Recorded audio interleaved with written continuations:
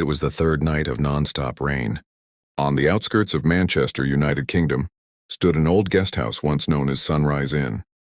Time had erased its name, but not its reputation. Locals said the sun still rose there, but some people never truly woke up again.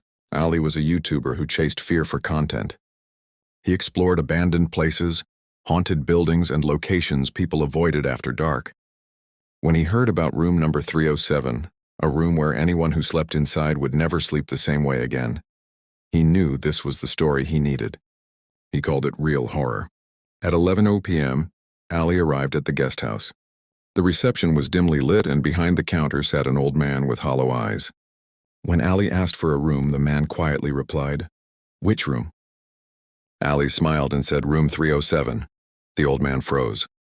His pen slipped from his fingers and hit the floor. He whispered that the room was closed.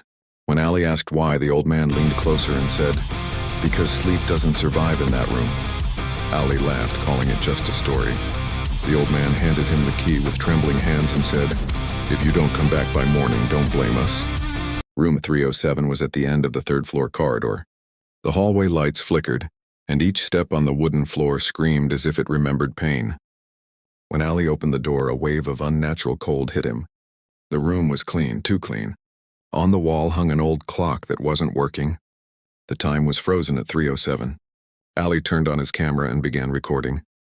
"Guys, tonight I'm inside one of the most haunted rooms in the UK. Suddenly, the door slammed shut on its own. Ali jumped, nervously blaming the wind. He tried to open the door. It wasn't locked, yet it wouldn't move. Then the clock made a sound. Tick, tick, tick. Even though it was broken, it had started working. The time began to change. 3:07, 3:08, 3:09. Ali's throat went dry. A voice came from under the bed. "Did you come here to sleep too?"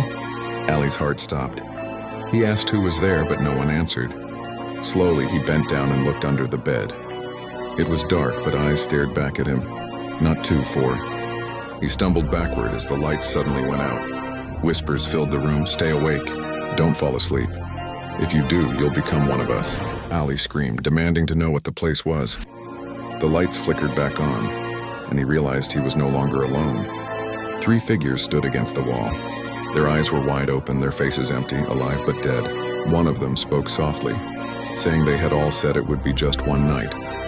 Ali asked who they were. Another smiled painfully and said they were the ones who slept in that room. The third stepped forward and told Ali that he would die while awake. Ali's eyelids grew heavy, not natural sleep, but forced sleep, as if invisible hands were pressing his eyes shut. He pinched himself and grabbed the camera. "Guys, if this video is ever found..." The camera shut off. At 7 a.m., the old receptionist climbed to the 3rd floor. The door of room 307 was open. Inside, Ali lay on the bed with his eyes open and his body cold. The clock on the wall had stopped again. The time was 3:07. The old man quietly adjusted the blanket and whispered. Another one stayed awake too long. Suddenly, Ali blinked. His lips moved and he whispered, "The room is not empty.